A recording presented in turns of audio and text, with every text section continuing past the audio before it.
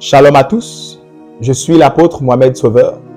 Je viens encore dans le cadre de notre émission Impact ta génération. Et le thème que nous allons aborder pour ce nouveau numéro s'intitule La consécration. Impact ta génération, ça commence maintenant.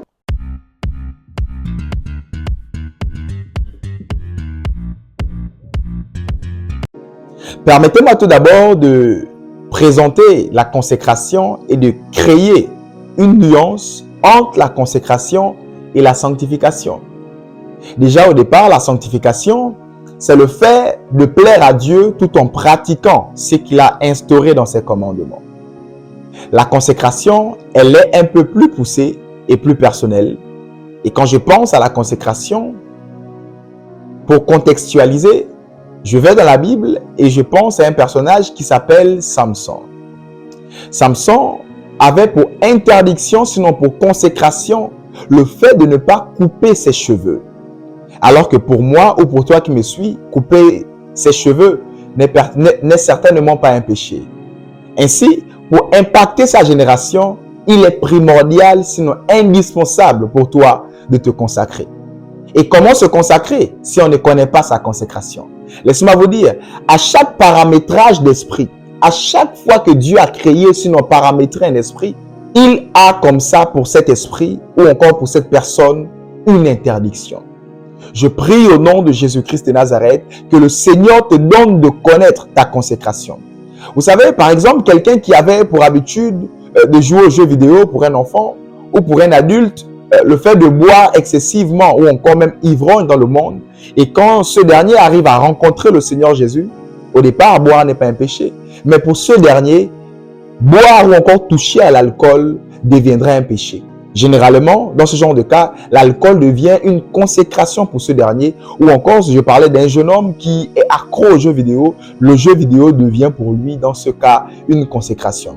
Et à cela, ce sont des choses que nous découvrons dans la présence de Dieu, plus nous évoluons avec lui en prière et en méditation. Je prie encore une fois que le Dieu que je sers puisse te donner de connaître ta consécration.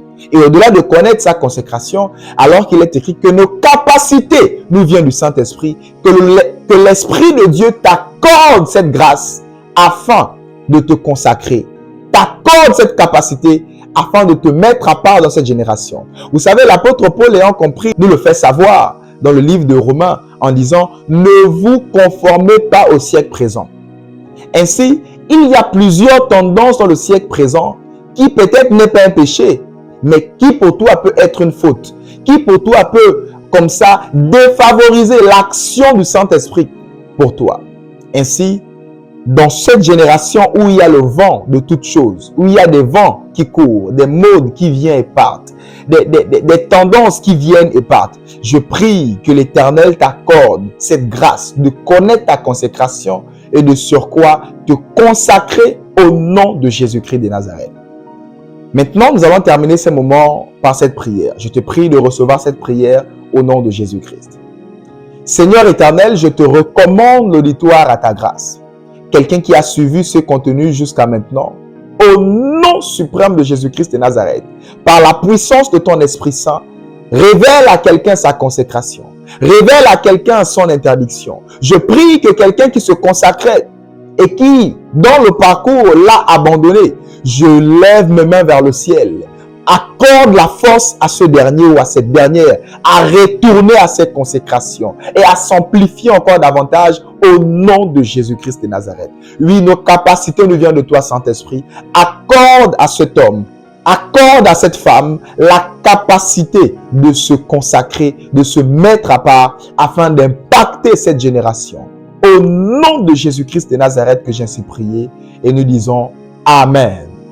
Si ce contenu t'a plu et t'a touché, n'hésite pas de nous dire ce que tu as vécu et expérimenté en commentaire. N'hésite pas de t'abonner, d'activer la cloche de notification, de liker et aussi de partager si tu as été béni. Que Dieu vous bénisse. À très bientôt. Shalom.